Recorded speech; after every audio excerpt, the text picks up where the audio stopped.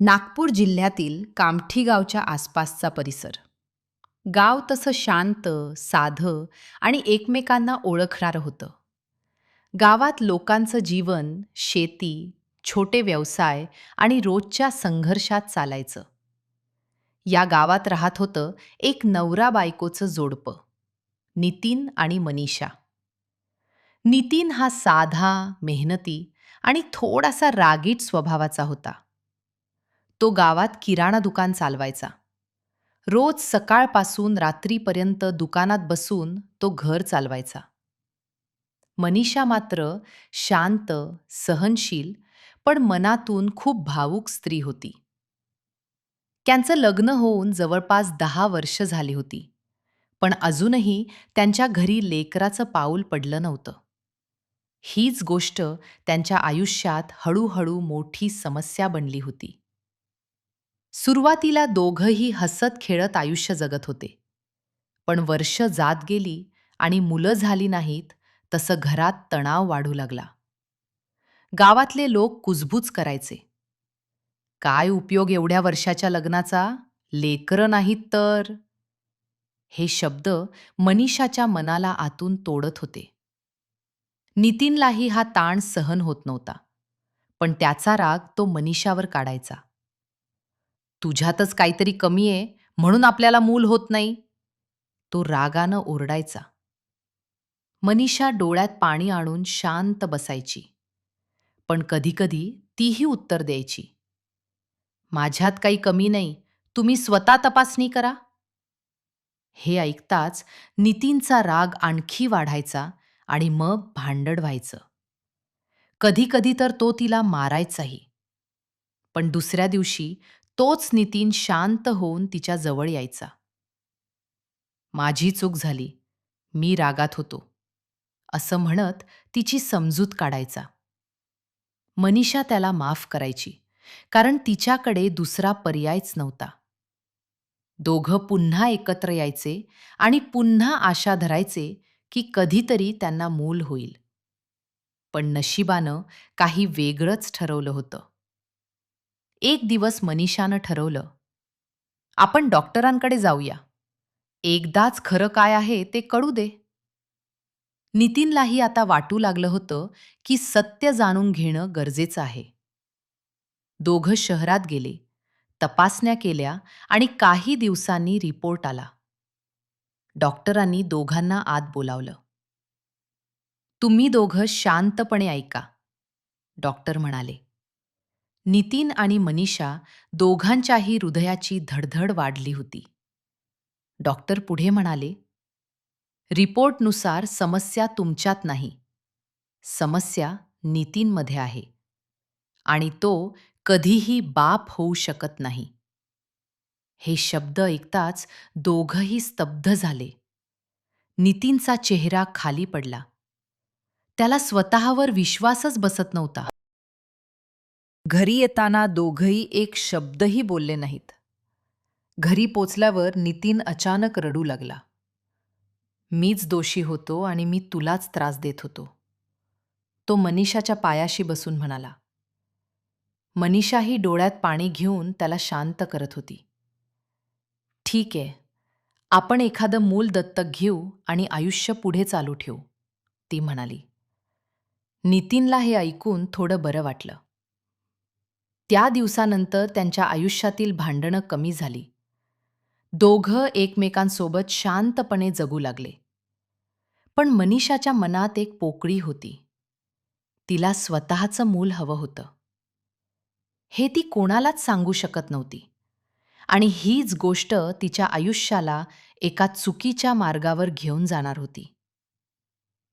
काही महिन्यांनी उन्हाळा सुरू झाला. गावातील शाळा आणि कॉलेजांना सुट्ट्या लागल्या. लोक आपापल्या नातेवाईकांकडे जाऊ लागले. याच काळात एक 18 वर्षांचा मुलगा गावात आला. त्याचं नाव होतं विशाल. विशाल हा मनीषाचा भाचा होता. तो शहरात शिकत होता आणि सुट्टीसाठी आपल्या मामा-मामीकडे आला होता. नितीन आणि मनीषा दोघांनीही त्याचं खूप प्रेमानं स्वागत केलं. किती मोठा झालास रे? मनीषा हसत म्हणाली. विशालही आनंदात होता. गावात फिरणं, मामा-मामीसोबत वेळ घालवणं त्याला सगळंच आवडत होतं. पहिले काही दिवस खूप मजेत गेले. नितीन त्याला गाव दाखवायचा. मनीषा त्याच्यासाठी आवडीचे पदार्थ बनवायची. घरात पुन्हा एकदा हसू परतलं होतं. पण हळूहळू काहीतरी बदलायला लागलं. एक दिवस नितीन दुकानात गेला होता. घरात फक्त मनीषा आणि विशाल होते. दुपारची वेळ होती. शांत वातावरण होतं. मनीषा विशालकडे बघत होती. त्याचं वाढलेलं अंग आणि मांड्या बघत होती. तो आता लहान मुलगा राहिला नव्हता. तो मोठा झाला होता आणि नकळत तिच्या मनात विचित्र विचार यायला लागले. ती स्वतःला थांबवण्याचा प्रयत्न करत होती, पण तिचं मन ऐकत नव्हतं. विशालला मात्र काहीच समजत नव्हतं. तो साधाच वागत होता. पण मनीषाच्या नजरेत आता बदल झाला होता. एक दिवस विशाल म्हणाला, "मामी, मी आता घरी जाणार आहे. इथे आता कंटाळा येतोय." हे ऐकताच मनीषाला आतून धक्का बसला. तिला तो जाऊ द्यायचा नव्हता. ती म्हणाली, "अरे, अजून 2 ते 3 दिवस राहा ना." विशालनं थोडा विचार केला आणि राहायला तयार झाला. पण मनीषाच्या मनात आता वेगळंच काही सुरू झालं होतं.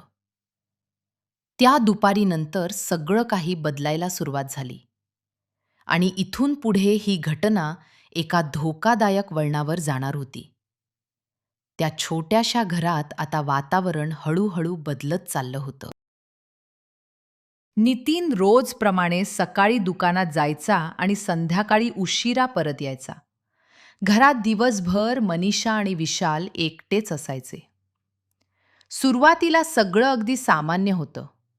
पण जसजसे दिवस पुढे जात होते, तसतसं मनीषाच्या मनातील विचार बदलत होते.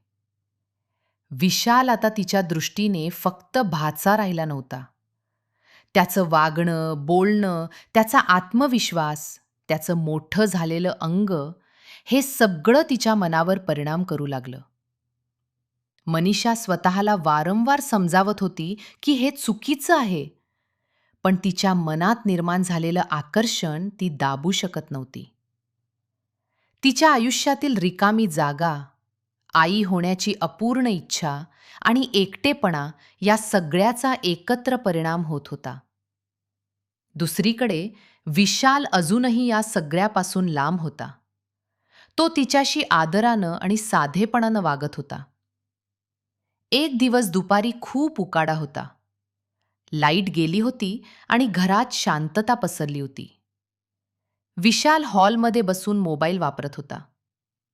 मनीषा हळूच त्याच्या जवळ येऊन बसली. सुरुवातीला ती साध्या गप्पा मारू लागली. अभ्यासाबद्दल, मित्रांबद्दल, शहरातील जीवनाबद्दल. पण हळूहळू तिचं बोलणं वेगळ्या दिशेनं जाऊ लागलं.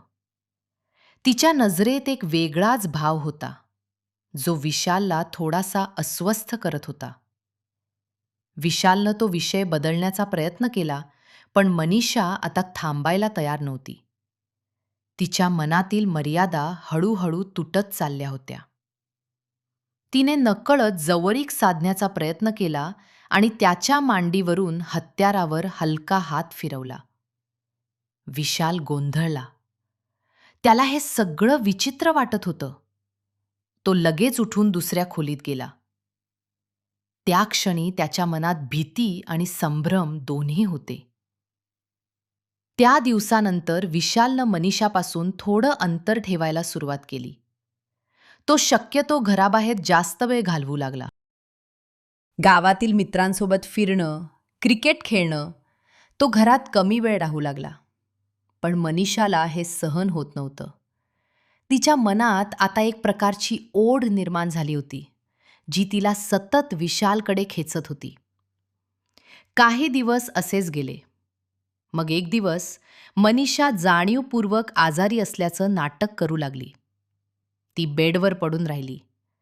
जेव्हा विशाल घरी आला तेव्हा तिनं त्याला हाक मारली. "विशाल, मला बरं वाटत नाहीये. जरा पाणी देशील का?" ती हळू आवाजात म्हणाली. विशालनं काळजीपोटी तिची मदत केली. तो तिच्या जवळ बसला. याच क्षणाचा फायदा घेत मनीषा पुन्हा त्याच्याशी जवळीक साधण्याचा प्रयत्न करू लागली. यावेळी विशाल मात्र तिच्याकडे ओढला गेला आणि दोघांनी त्या दुपारच्या शांततेत किस करायला सुरुवात केली. विशाल हा वयानं तरुण असल्यामुळे मनीषानं त्याला न सोडता लगेच कपडे काढून टाकले आणि त्याच्यावर तुटून पडली. इतक्या दिवसानंतर मिळालेल्या शरीर सुखानं मनीषा सगळं भान विसरून गेली.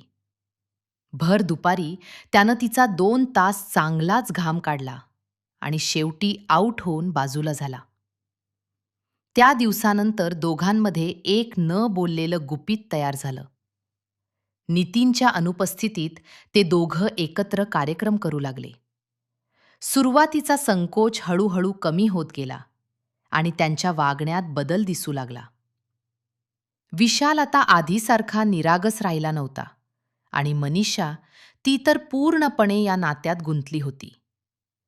नितीनला याबद्दल काहीच माहिती नव्हती. तो आपल्या कामात व्यस्त होता. त्याला वाटत होतं की घरात सगळं ठीक आहे. पण गावातील काही लोकांच्या नजरेत मात्र हे सगळं येऊ लागलं होतं. विशालचं वारंवार येणं जाणं, मनीषाचं बदललेलं वागणं, लोकांना शंका येऊ लागली. दरम्यान मनीषाच्या मनात अजून एक धोकादायक विचार जन्माला आला. तिला वाटू लागलं की कदाचित तिच्या आयुष्यातील अपूर्ण इच्छा पूर्ण करण्याचा हा एकच मार्ग आहे. हा विचार तिच्या मनात इतका घट्ट बसला की तिनं त्याचे परिणामही विचारात घेतले नाहीत. विशालही आता या सगळ्यात अडकत चालला होता. त्याला कधीकधी अपराधी वाटायचं, पण त्यातून बाहेर पडण्याची ताकद त्याच्यात नव्हती. त्यानं एकदा घरी जाण्याचा निर्णय घेतला, पण मनीषानं त्याला थांबवलं. ती म्हणाली, "तू गेलास तर मला खूप वाईट वाटेल." हळूहळू हे नातं अधिक गुंतागुंतीचं होत गेलं. आता हे फक्त एक आकर्षण राहिलं नव्हतं, तर एक धोकादायक सवय बनली होती. आणि या सगळ्यात एक नवीन वळण येणार होतं. एक असा प्रसंग जो या घटनेचं रूप पूर्णपणे बदलणार होता. आता कुजबूज वाढायला सुरुवात झाली होती. गावातील काही लोकांनी विशालचं वारंवार येणं जाणं आणि मनीषाचं बदललेलं वागणं बारकाईनं पाहिलं होतं. सुरुवातीला लोकांनी दुर्लक्ष केलं, पण जसजसे दिवस गेले तसतसं हे सगळं संशयास्पद वाटू लागलं. गावातील चहाच्या टपरीवर, विहिरीजवळ आणि शेतात काम करताना लोक या विषयावर हळू आवाजात बोलू लागले. काहीतरी गडबड आहे. नितीनला काहीच कळत नाहीये का? अशा चर्चा वाढत होत्या. गावातील एक माणूस, भाऊसाहेब पाटील, जो थोडा सरळ आणि न्यायप्रिय स्वभावाचा होता, त्याच्या लक्षात ही गोष्ट जास्त आली. त्याला वाटलं की जर खरंच काही चुकीचं घडत असेल तर ते थांबवणं गरजेचं आहे. तो थेट नितीनकडे गेला. एक दिवस संध्याकाळी नितीन दुकान बंद करून घरी जाण्याच्या तयारीत होता, तेव्हा भाऊसाहेब त्याच्या जवळ आले. "नितीन, मला तुझ्याशी थोडं बोलायचं आहे," त्यांनी गंभीर आवाजात सांगितलं. नितीन थोडा गोंधळला, पण तो बाजूला गेला. भाऊसाहेब काही क्षण शांत राहिले आणि मग म्हणाले, "तुझ्या घरात सगळं ठीक आहे ना? म्हणजे तू जरा लक्ष ठेव." नितीनला काहीच समजलं नाही. "काय म्हणायचंय तुम्हाला?" तो म्हणाला. भाऊसाहेब थेट सगळं सांगायला तयार नव्हते, पण त्यांनी इशाऱ्यात सांगितलं, "गावात काहीतरी चर्चा चालू आहे आणि ती तुझ्या घराबद्दल आहे. जरा लक्ष ठेव. बाकी तू शहाणा आहेस." हे ऐकताच नितीनच्या मनात शंकेचं बीज पेरलं गेलं. त्या रात्री तो घरी गेला, पण त्याचं लक्ष सतत मनीषा आणि विशालवर होतं. दोघेही नेहमीसारखंच वागत होते, पण आता नितीन प्रत्येक गोष्ट संशयानं पाहू लागला. काही दिवस तो शांत राहून निरीक्षण करू लागला. तो अचानक घरी लवकर येऊ लागला. कधी अचानक दुकान बंद करून दुपारीच घरी यायचा. पण प्रत्येक वेळी त्याला काहीही संशयास्पद दिसलं नाही. मनीषा आणि विशाल दोघेही आता खूप सावध झाले होते. पण एक दिवस सगळं बदललं. त्या दिवशी नितीननं मुद्दाम एक प्लॅन केला. तो नेहमीप्रमाणे सकाळी दुकानात गेला, पण गावातील एका मुलाला सांगितलं की तो थोड्या वेळानं मागच्या रस्त्यानं घरी परतणार आहे. दुपारी तो हळूच घराच्या मागच्या बाजूनं आला. घरात पूर्ण शांतता होती. त्यानं खिडकीतून आत डोकावलं आणि जे त्यानं पाहिलं त्यामुळे त्याच्या पायाखालची जमीन सरकली. विशाल हा मनीषाला घोडी बनवून मागून धक्के देत होता. त्याच्या डोळ्यासमोर त्याचं स्वतःचं घर, त्याची बायको आणि त्याचा विश्वास सगळं तुटत होतं. तो काही क्षण स्तब्ध उभा राहिला. राग, दुःख, अपमान सगळं एकाच वेळी त्याच्या मनात उसळलं. पण त्यानं त्या क्षणी काहीच प्रतिक्रिया दिली नाही. तो शांतपणे तिथून निघून गेला. पण त्या दिवसानंतर नितीन पूर्णपणे बदलला. तो आधीसारखा ओरडत नव्हता, भांडत नव्हता. उलट तो खूप शांत झाला होता. मनीषा आणि विशालला हे थोडं विचित्र वाटलं, पण त्यांनी त्याकडे फारसं लक्ष दिलं नाही. पण नितीनच्या मनात एक वेगळीच आग पेटली होती. तो आतून तुटला होता, पण बाहेरून शांत होता. तो आता प्रत्येक गोष्ट विचारपूर्वक करायला लागला. दरम्यान मनीषाच्या आयुष्यात एक नवीन धक्का बसला. तिची तब्येत अचानक बिघडू लागली. ती वारंवार थकायला लागली, चक्कर येऊ लागली. सुरुवातीला तिने दुर्लक्ष केलं, पण जेव्हा ही समस्या वाढली तेव्हा ती डॉक्टरकडे गेली. आणि रिपोर्ट आल्यानंतर तिच्या पायाखालची जमीन सरकली. ती गर्भवती होती. हा क्षण तिच्यासाठी आनंदाचा असायला हवा होता. पण तिच्यासाठी तो एक भयानक सत्य होता. कारण तिला माहीत होतं की हे मूल नितीनचं नाही. ती घाबरली. तिच्या मनात हजारो विचार येऊ लागले. आता काय होणार? नितीनला कळलं तर? ती पूर्णपणे तणावात गेली. विशाललाही जेव्हा ही गोष्ट कळली तेव्हा तोही हादरला. तो अजूनही एवढा मोठा निर्णय घेण्याच्या स्थितीत नव्हता. तो घाबरून गेला. मामी, आता आपण काय करू? तो विचारू लागला. पण मनीषाकडे उत्तर नव्हतं. दरम्यान नितीनला आधीच सगळं कळलं होतं. आता त्याच्या मनात एक भयंकर निर्णय आकार घेत होता. तो शांत होता, पण त्याच्या शांततेच्या मागे एक मोठं वादळ तयार होतं. त्या छोट्याशा घरात आता एक भयानक शांतता पसरली होती. बाहेरून सगळं अगदी सामान्य दिसत होतं, पण घराच्या आत एक वादळ उसळायला तयार होतं. नितीन आता पूर्णपणे बदलला होता. त्याच्या चेहऱ्यावर ना राग दिसत होता, ना दुःख. फक्त एक थंड शांतता होती. पण त्या शांततेमागे काय चाललं आहे याची कल्पना कुणालाच नव्हती. मनीषा मात्र आतून तुटत चालली होती.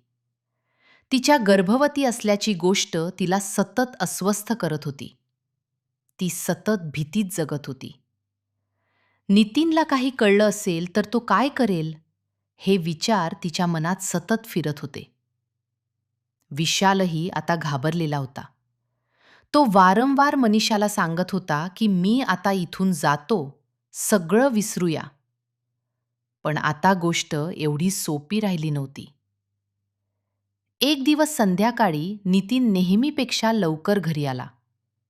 त्याच्या हातात एक पिशवी होती. तो शांतपणे घरात शिरला. मनीषा स्वयंपाकघरात होती आणि विशाल हॉलमध्ये बसला होता. नितीनने दोघांकडे एक नजर टाकली आणि हळू आवाजात म्हणाला, आज आपण सगळे मिळून जेवूया? खूप दिवसांनी वेळ मिळालाय. हे ऐकून मनीषा आणि विशाल दोघेही थोडे आश्चर्यचकित झाले, पण त्यांनी काहीच बोललं नाही. त्या रात्री नितीन खूप शांतपणे वागत होता. तो स्वतःहून बोलत होता, हसत होता, अगदी सगळं काही नॉर्मल असल्यासारखं. त्याने आणलेल्या पिशवीतून काही गोड पदार्थ काढले. आज खास दिवस आहे, तो म्हणाला. मनीषाला आतून काहीतरी चुकीचं जाणवत होतं, पण ती काही समजू शकत नव्हती. जेवण झाल्यावर नितीन म्हणाला, विशाल, आज इथेच थांब, उशीर झालाय. विशालने होकार दिला. रात्री सगळे झोपायला गेले, पण त्या रात्री कोणालाच नीट झोप लागली नाही. मध्यरात्री घरात पूर्ण शांतता होती. अचानक नितीन उठला. त्याच्या डोळ्यात आता ती शांतता नव्हती, तर एक भयानक निर्धार होता. तो हळूच उठून बाहेर गेला आणि मग विशाल जिथे झोपला होता त्या खोलीकडे गेला. काही क्षण तो तिथे उभा राहिला. जणू काही तो शेवटचा निर्णय घेत होता. आणि मग तो आत गेला. काही वेळातच घरात एक हलकासा आवाज झाला. पण गाव इतकं शांत होतं की कुणालाच काही कळलं नाही. मनीषा झोपेतून दचकून उठली. तिला काहीतरी बिनसलं आहे असं जाणवलं. ती हळूच बाहेर आली आणि समोरचं दृश्य पाहून तिचा आवाजच निघेना. नितीनने झोपलेल्या विशालचा जीव घेतला होता. त्या क्षणी नितीन तिच्या समोर उभा होता. त्याच्या चेहऱ्यावर एक विचित्र भाव होता. राग, सूड आणि वेदना सगळं एकत्र दिसत होतं. मनीषा थरथरत होती. हे काय केलं तुम्ही?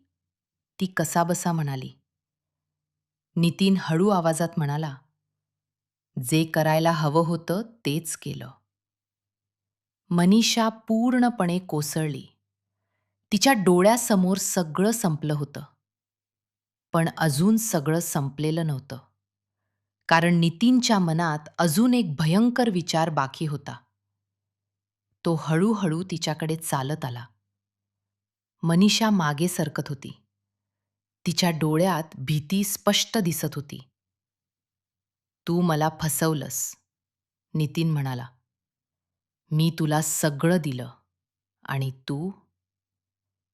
मनीषा रडत होती. ती काहीतरी सांगण्याचा प्रयत्न करत होती, पण आता खूप उशीर झाला होता.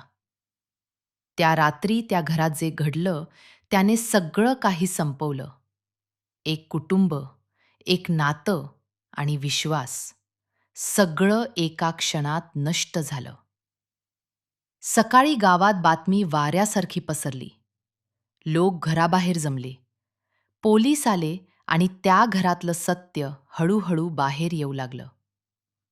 सकाळ होताच गावामध्ये एकच खळबळ उडाली. नितीनच्या घराबाहेर लोकांची मोठी गर्दी जमली होती. कुणाच्या चेहऱ्यावर धक्का, कुणाच्या चेहऱ्यावर भीती, तर कुणाच्या डोळ्यात अविश्वास होता. कालपर्यंत शांत दिसणारं ते घर आज पोलिसांच्या ताब्यात होतं. घराभोवती पोलीस बंदोबस्त लावण्यात आला होता आणि कोणीही आत बाहेर जाऊ शकत नव्हतं. थोड्याच वेळात पोलीस तपास सुरू झाला. अधिकाऱ्यांनी घराची पाहणी केली. सगळ्या गोष्टी बारकाईनं तपासल्या. घरातील वातावरण, वस्तूंची स्थिती आणि रात्री घडलेली घटना सगळं एकमेकांशी जोडण्याचा प्रयत्न सुरू होता. गावात आधीपासून चालू असलेल्या चर्चा आणि संशयामुळे पोलिसांनाही हे प्रकरण गंभीर असल्याचं जाणवत होतं. नितीन मात्र पूर्णपणे शांत होता. त्याच्या चेहऱ्यावर कोणताही भाव नव्हता. पोलिसांनी त्याला ताब्यात घेतलं, पण त्याने कोणताही विरोध केला नाही. जणू तो आधीच सगळ्यासाठी तयार होता. पोलिसांनी त्याची चौकशी सुरू केली. सुरुवातीला तो काही बोलत नव्हता, पण काही वेळानंतर त्याने सगळं सत्य कबूल केलं. त्याने सांगितलं की गावातील लोकांनी दिलेल्या इशाऱ्यांमुळे त्याच्या मनात शंका निर्माण झाली. त्यानंतर त्याने स्वतः पाहिलेल्या गोष्टींनी त्याचा विश्वास पूर्णपणे तुटला. तो आतून कोसळला होता.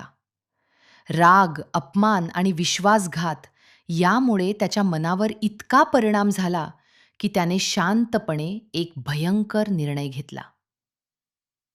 मी त्या रात्री जे केलं ते चुकीचं आहे याची मला जाणीव होती. पण त्या क्षणी माझ्या भावनांवर माझं नियंत्रण राहिलं नव्हतं. माझं सगळं संपलं होतं. मला काहीच उरलं नव्हतं. असं तो पोलिसांना सांगत होता. दुसरीकडे मनीषा जिवंत होती, पण ती पूर्णपणे तुटली होती. तिची मानसिक अवस्था खूपच खराब झाली होती. पोलिसांनी तिलाही ताब्यात घेतलं आणि चौकशी केली. सुरुवातीला ती काहीच बोलत नव्हती, पण हळूहळू तिनेही सगळं सत्य सांगितलं. तिच्या चुकीच्या निर्णयामुळे हे सगळं घडलं याची तिला जाणीव झाली होती. ती सतत रडत होती. विशालच्या कुटुंबालाही ही बातमी समजली. त्यांच्यावर तर दुःखाचा डोंगर कोसळला. त्यांनी कधीच कल्पना केली नव्हती की सुट्टीसाठी गेलेला त्यांचा मुलगा अशा प्रकारे परत येईल. गावात वातावरण पूर्णपणे गंभीर झालं होतं. काही दिवसातच केस कोर्टात गेली. सरकारी वकील आणि बचाव पक्ष यांच्यात जोरदार युक्तिवाद सुरू झाला. या प्रकरणात अनेक गोष्टी समोर आल्या. वैवाहिक तणाव, चुकीचे निर्णय आणि भावनांवर नियंत्रण न ठेवण्याचे परिणाम. न्यायालयाने सगळे पुरावे, साक्षीदारांचे जबाब आणि परिस्थिती लक्षात घेतली. शेवटी न्यायालयाने निकाल दिला. नितीनला त्याने केलेल्या गुन्ह्यासाठी कठोर शिक्षा सुनावण्यात आली. न्यायालयाने स्पष्ट सांगितलं की कोणतीही परिस्थिती असली तरी कायदा हातात घेण्याचा अधिकार कुणालाही नाही. भावनांच्या भरात घेतलेला निर्णय आयुष्यभराची शिक्षा बनू शकतो. मनीषालाही तिच्या भूमिकेसाठी दोषी ठरवण्यात आलं. तिच्या चुकीच्या निर्णयामुळे एक कुटुंब उद्ध्वस्त झालं, एक आयुष्य संपलं आणि अनेक लोकांचं जीवन कायमच बदललं. या सगळ्या प्रकरणाने गाव हादरलं. लोकांनी यावरून एक मोठा धडा घेतला. नात्यांमध्ये विश्वास, संयम आणि योग्य निर्णय किती महत्त्वाचे असतात हे सगळ्यांना समजलं. तुमचं या घटनेबद्दल काय मत आहे हे आम्हाला कॉमेंट करून नक्की सांगा. आणि अशाच क्राईमच्या घटना ऐकण्यासाठी चॅनलला सबस्क्राईब करा. धन्यवाद.